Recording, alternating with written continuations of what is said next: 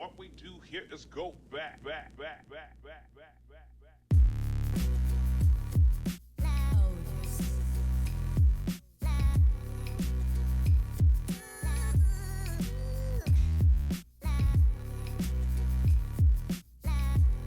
Welcome and happy Father's Day to all those fathers that are out there. This is Innovating a Game Changer podcast.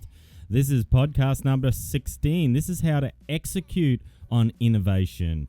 I am your innovator. This is Nevada Smith, and you're listening to Innovating a Game Changer podcast.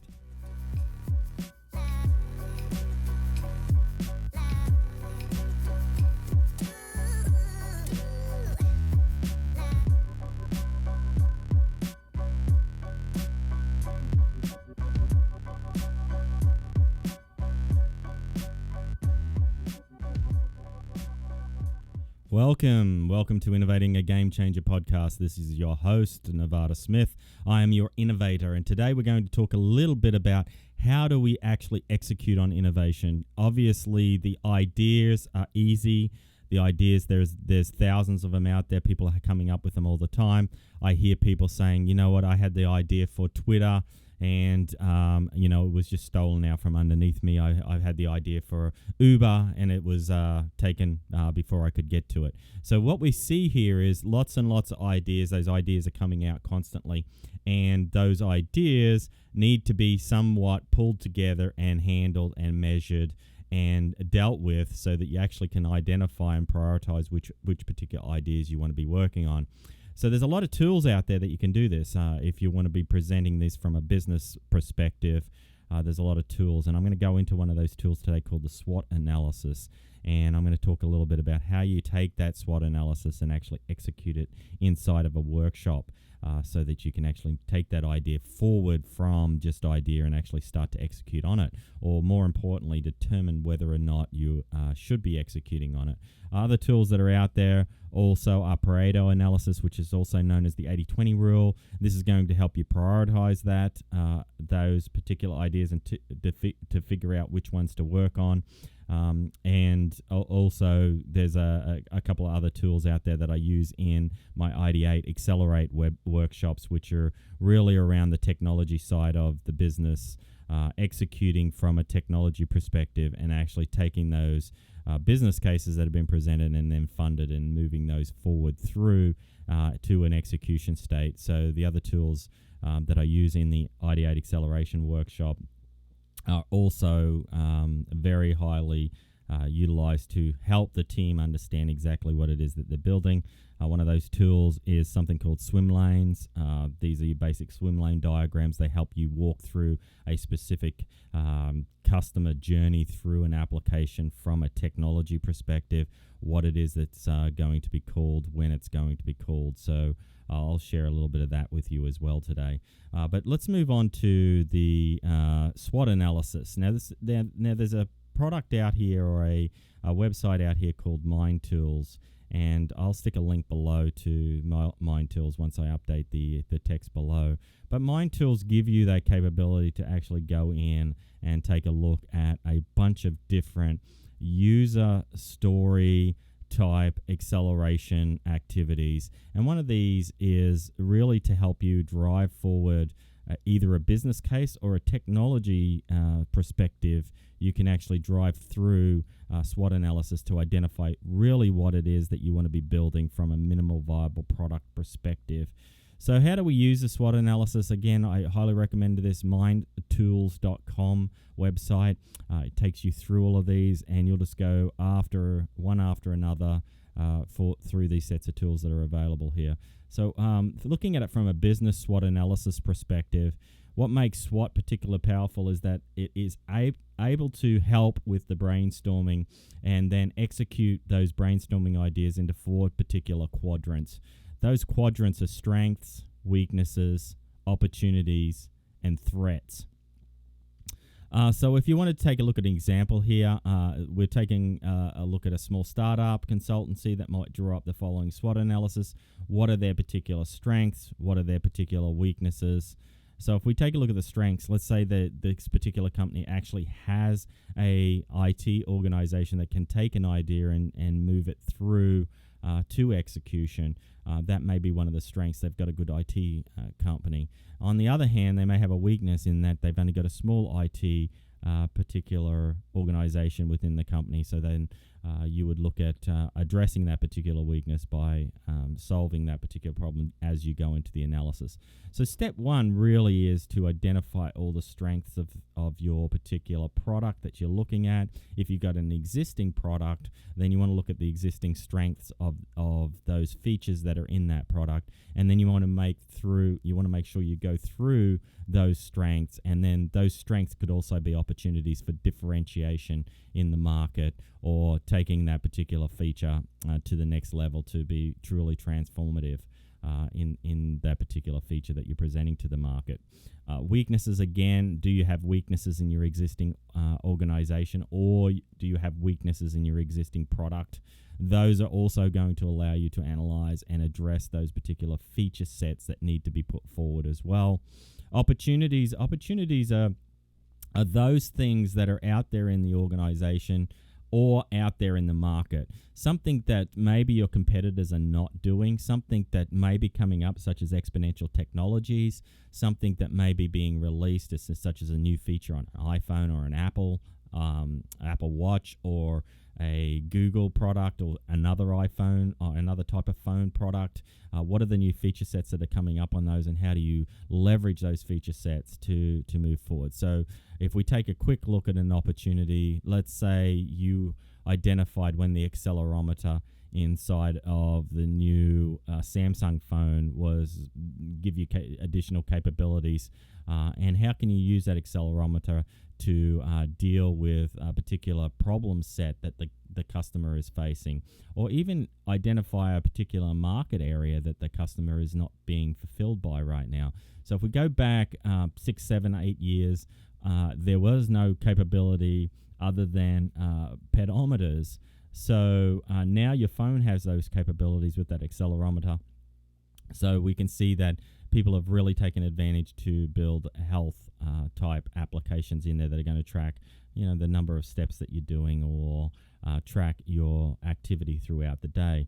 Nike Run is a great application that does just that. It also uses GPS technologies to track where you're running, and it's giving you motivation to get out there and run on a daily basis. It's an application that I utilize a fair bit. And at the end of a particular run, it thanks you for getting out there, because that's the first thing. So much like the idea, Nike Run is saying to you that just actually getting out there and executing the run is important, and that's what's going to motivate you to move forward with other particular opportunities. So identifying those opportunities can lead to those particular feature sets that you want to put into your product, and it's very important to spend some time on these opportunities. Threats are another one as well. If you take a look at it from a threat perspective, what is it that's going on outside the particular organization? One of the things I didn't point out, typically the strengths and weaknesses are internal to your organization. Opportunities and threats are typically external to your particular organization. And that could be the business unit within the organization, such as the technology department, or it could be external. So you could be dealing with a infrastructure group, you could be dealing with a particular deployment group, or a business unit that's driving your particular product forward. So you can look at it from inside of the company too, and really think about how technology can help you. So if we take the DevOps opportunity, the DevOps department, let's say that they are taking your builds and automating them and pushing them forward. So there may be opportunities within that particular business flow, or that particular technical flow, to adapt something on our side, meaning the technology side, and do those build automations and do those build tests, and make sure that build is solid before it gets moved into the DevOps organization, which is actually going to be responsible to push it through to production. So taking a look and doing retrospectives at that point in time, SWOT analysis is a fantastic thing for looking at the retrospectives as well. So that's a little bit about SWOT analysis and how that particular SWOT analysis works. And what does it look like from a diagram perspective? There's, again, on the Mind Tools, there is an opportunity here to download a workshop, particular analysis worksheet. And you can see here it's basically 4 quadrants. You just basically go through these questions. These are starter questions. You can add additional questions as you see fit to address your particular organization itself. So an IT would take a look at some of the IT concepts there. And you can also reach out beyond your organization to get a look at what those strengths are. So doing 360 type reviews, reaching out to all of the interactive partners that you deal with, either internally to the organization or externally, and give them a questionnaire and have them come back and let you know what you do well. They could also help you where you could improve on the weaknesses side as well. Now, if we go back to previous podcasts, we talk a lot about getting out to the market fast, and we talked a lot about SAFE and how Scaled Agile Framework allows you to structure a particular feature set and get it out to market really, really quickly.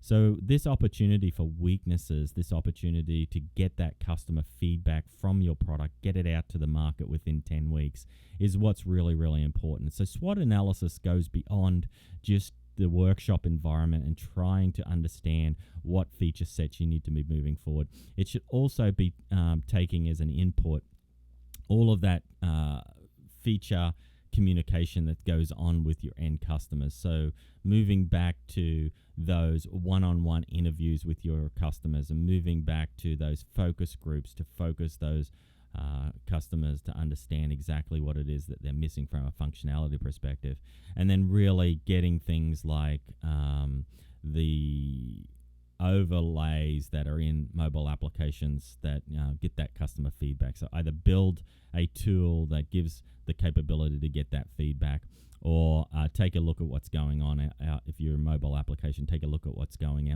on the comments on your particular application, and really paying attention to those and using those as an input to identify strengths and weaknesses, opportunities, and also threats.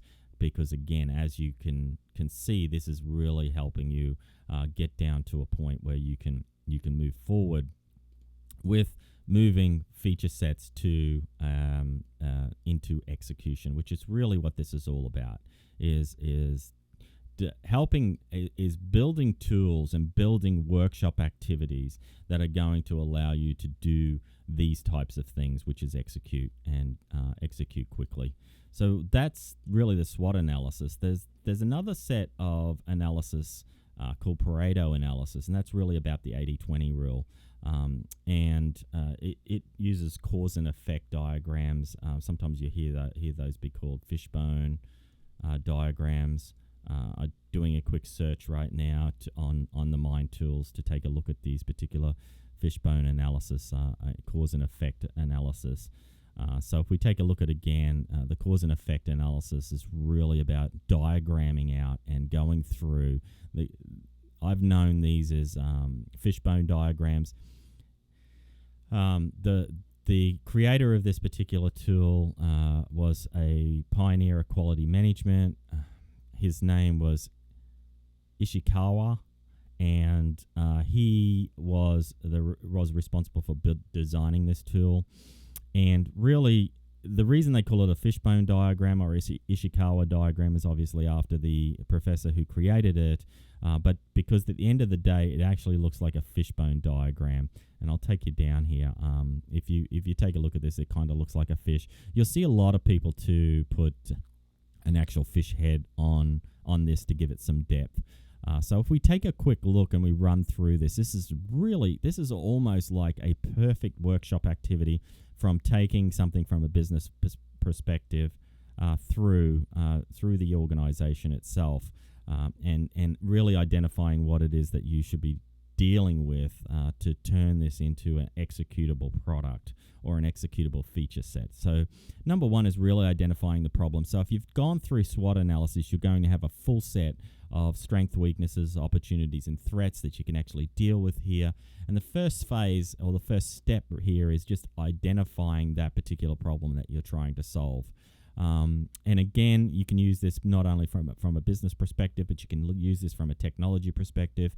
So let's assume that the problem is that the customer is not getting notification of a particular shipment on time, and they're really wondering where their particular product is out in the market. So we could write in this first, or the fish head is where we would put this. We could write out the customer is not getting enough information about what exactly is going on from a customer or a notification perspective.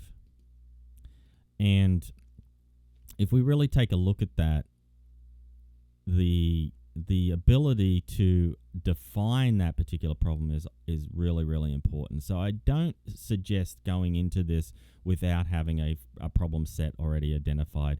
It's, again, very important to go ahead and allow you to pull in particular identification or problem areas. So doing other analysis that's gone on and identifying particular areas of possible improvement is very, very important as well.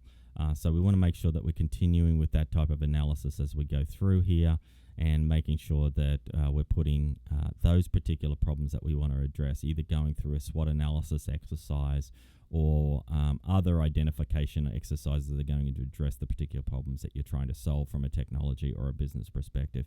So long story short, you put in the question that you're trying to solve here. This one's an example. A manager is having a problem with an uncooperative branch office. You draw a line out here, which is really the backbone of the fish, and you go out there and you start to go in and look at the major factors involved.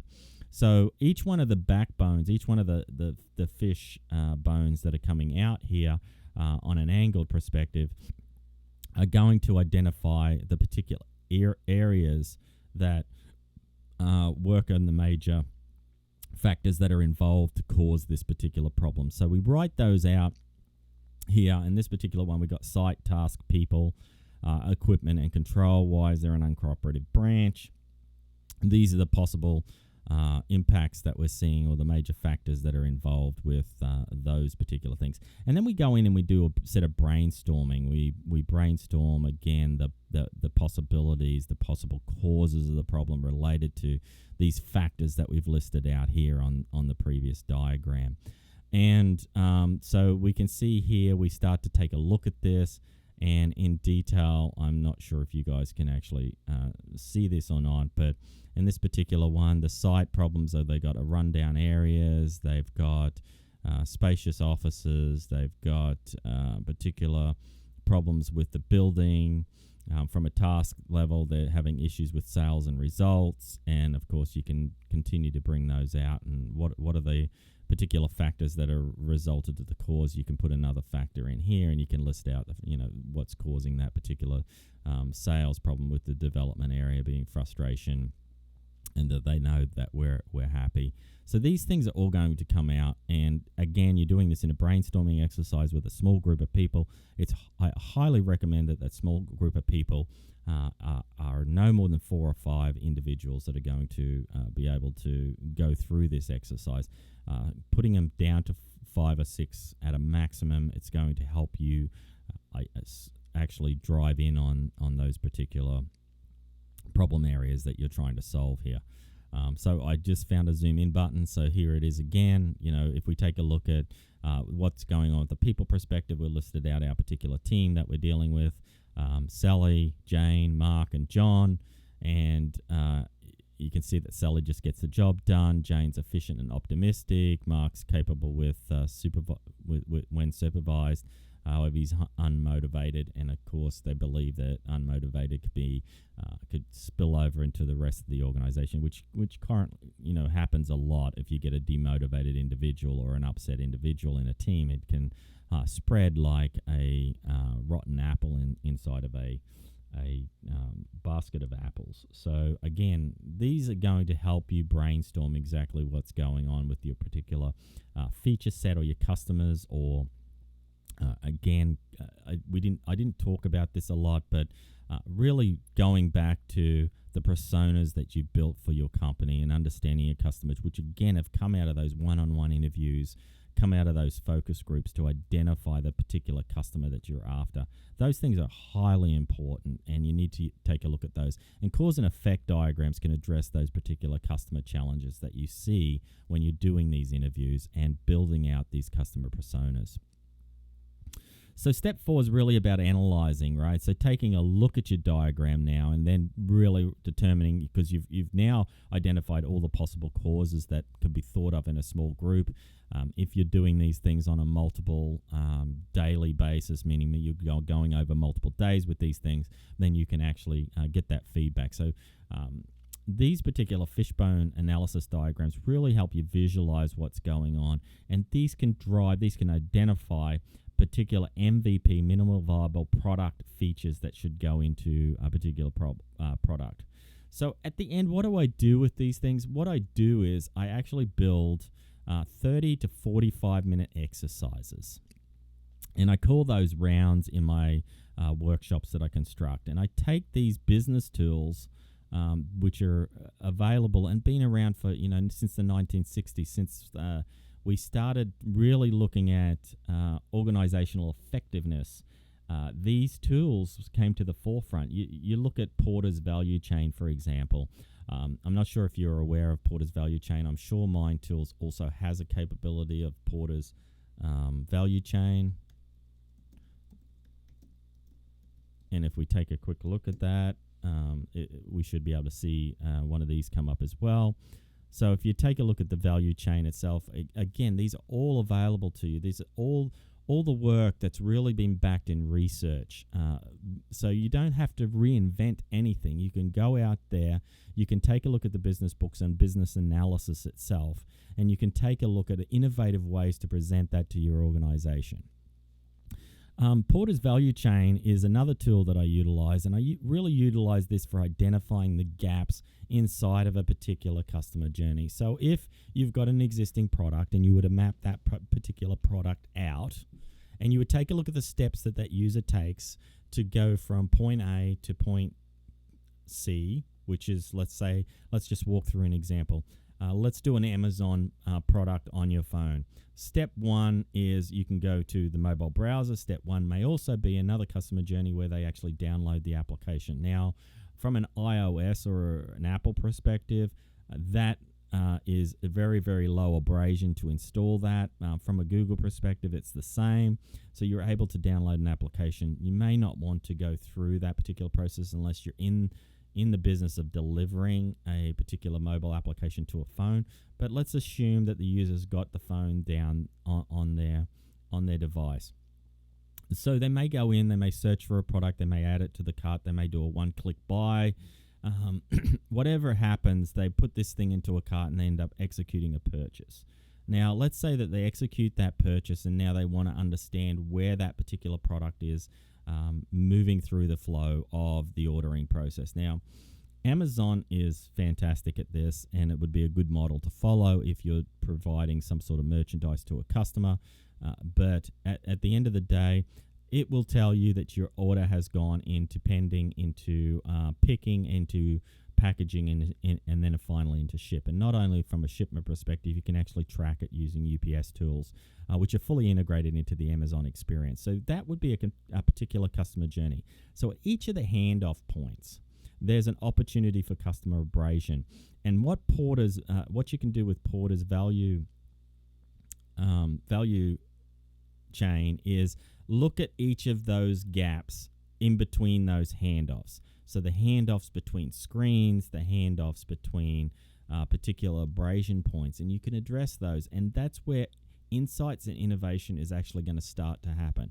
If you can address a particular abrasion that a large population is experiencing, then you're going to be able to get a tool or a feature into your application that's going to address that. And that right there can create value. So again, Porter's value chain is really looking from a business perspective, and it takes a look at the whole organization itself. And that whole organization from a firm level, from a human resources level, from a technical development level, from a procurement level, and then really, as we were talking about before, the business model behind, which are the primary activities, the business model of how to get that product out to the particular customer. So what are the inbound logistics of getting that particular merchandise into the organization? What is the operations of getting it onto the shelf, getting it into the system so that we know we've got it on the shelf? How do we pick it from the shelf? How do we put it into a real cart? And these are all physical activities at this point. How do we then go and look at the outbound logistics? Are we integrated with FedEx, UPS, United States Postal Service? Do we have international shipping capabilities with international shippers? How are we integrated there? Is there an opportunity to clean up some sort of integration and go to the next level with an international shipper? Might be an example. Marketing and sales. How do we present those products that are going to be most interested to that particular customer? How do we increase our sales? If we know a customer's been looking at a particular product, why did they abandon that? Especially if they put it into the cart. Why was it abandoned? Why did they take it out of the cart? Why did they move it to a backlog or a list or a wish list? Was it monetary perspective, or was it a reason between the experience that we're putting forward? So looking at all those particular areas in those primary activities and addressing those at a actual functional level for the particular product that you're putting forward is another great way to examine exactly what's going on and going on with your particular feature set and your particular product. So you could take Porter's value chain and you could build it into a specific workshop activity that looks at those points between handoffs within that particular customer journey. And I can guarantee you that if you look at it in this way, in a workshop environment with 5 or 6 people in the room, you're going to come up with some exciting opportunities and exciting strengths and weaknesses that you can address within your existing product. So I highly recommend, again, looking at Mind Tools as an opportunity to, and again, this web address is right here. It's mindtools.com. And again, I'll put the link below. Take a look at this. It has so many available tools to help you build workshop activities. Just before we end this particular live stream, I'm going to also talk really quickly about, so what do you do with this? So at a most basic level, you can actually move these into a workshop. And so if we look at how I do that specifically, I'm going to go ahead and do another screen share here in a second. Just getting it ready. And if we take a look at it at how I take it, let's take a look at the Fishbone analysis that I'm particularly going through right now. And I'm just going to get this onto the screen a little better. And move this down. All right, so here we go. All right, so Fishbone Analysis. So again, none of these workshop activities that I'm currently looking at here or currently created actually are anything brand new. Again, they've been around since 1960s when people like Porter and the rest of the business started looking at operational effectiveness and how to improve operations from a business perspective. And of course, you can take these exact same tools and build them into a particular workshop that's going to allow you to execute this particular thing. So what we're going to look at right now is really how I do the Fishbone analysis inside of a particular workshop. So this one is a 45-minute activity. The Fishbone Analysis or cause and effect analysis, again, is developed by Ishikawa, and it's going to help visually inspect the root causes of the persona's challenges. So I've already done face-to-face interviews with my customers.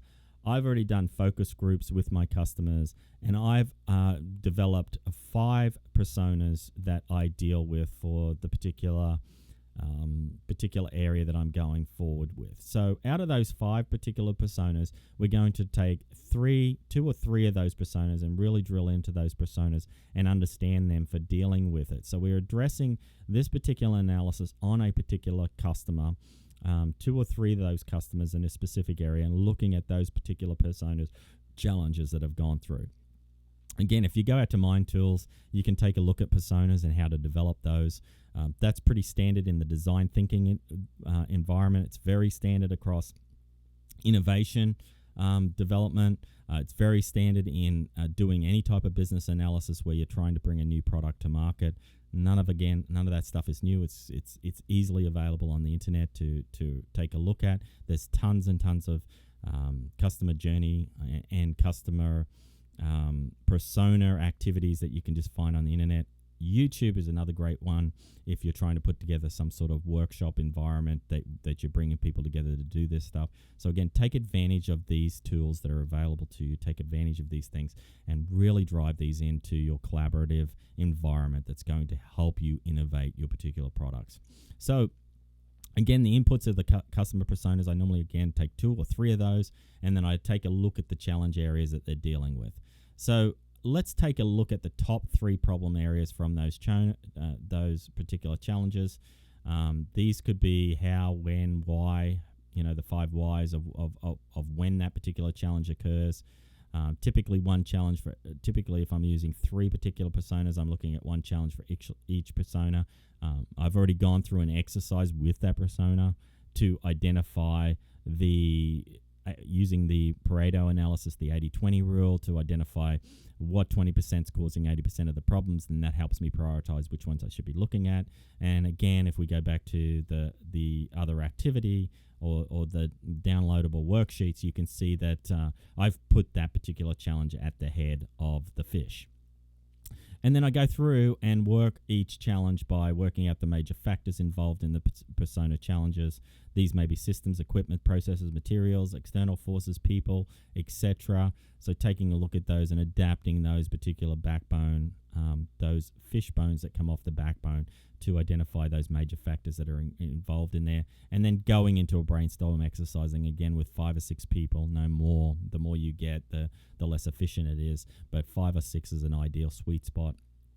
Identifying the possible causes of those factors using the brainstorm, and then I repeat it again for each one of the challenge areas. So I go through an activity here that gives me the capability to do 3. And let me see. I've got to go to the next one. Pull the navigator back out. And then I've got a template that I've created here that allows me to click on any of this here. And actually, again, it's just a template. You fill in the details as you're going through these brainstorming activities. I also like to use Postit Notes here, and so I'll grab a big sheet of paper and I'll draw up one of these on a wall or a whiteboard, and then I'll use those Postit Notes to actually stick these particular cause and effects.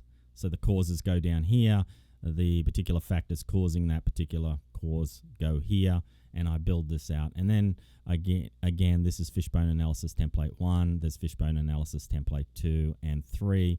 We're trying to drive through a 45-minute activity. We're trying to get 3 of these through and actually analyze them to understand exactly what's going on. And what comes out of this is a bunch of causes that you can actually address with a feature set inside of your product.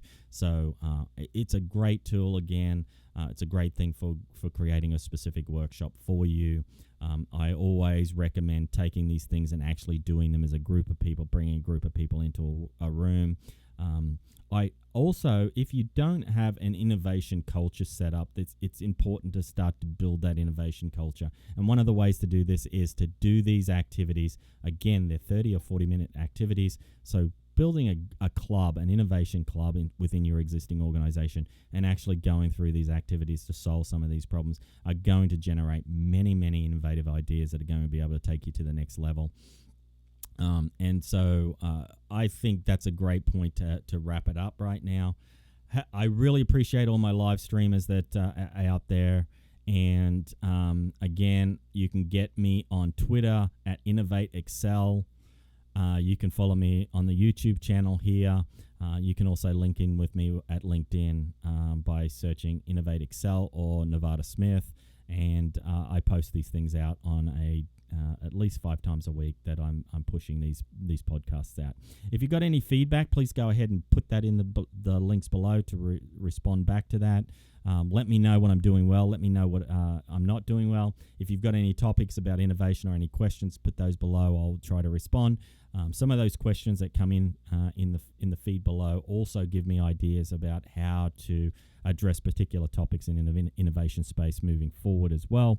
So if you put those questions down there, you never know, I may actually do a full Ask Nev session that's going to address those questions. Or if we get a topic that's got a lot of meat to it, I'll go in and give you guys the capability to help me build the next particular workshop or address a particular problem set that you're dealing with. Before I leave, I will go into how do you continue your journey in innovation. And one of the main areas of innovation that you should be doing on a daily basis is really continuing your reading of what it is that the topic that you're looking for. So again, MindTools is a great resource. Another great resource that I highly recommend as well is this book called The Innovation Book. Now, the Innovation Book, I've come out and told you guys about this before. Again, I'll put a link to it below. The Innovation Book is a real way to understand how to manage those ideas and then execute against those ideas to produce outstanding results. Now, this book has calls to action in it, and those calls to actions can also be turned into workshop experiences. So I highly recommend this. There's also a bunch of other books that they recommend as well. Innovation Step by Step, if you're just getting started and you want to build workshops. Innovation Step by Step is a set of workshop activities that is pre-packaged for you to get you started, and then you can modify those as you go forward as well. If you're looking at it from a strategic perspective, the SAFE framework is going to help you with those strategic perspectives as well. Again, SAFE is the Scaled Agile Framework, and it's available at Scaled Agile Framework. Again, I'll put a link to it below.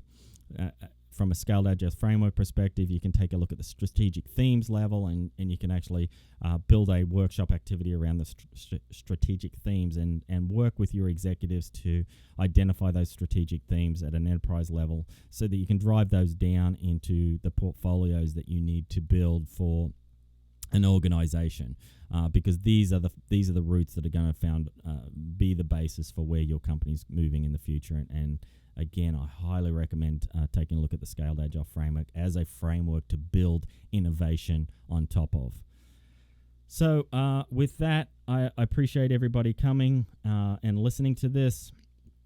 I am your innovator. This is Nevada Smith, and you've been listening to Innovating a Game Changer podcast. And I look forward to bringing you more of these topics, and we'll talk soon.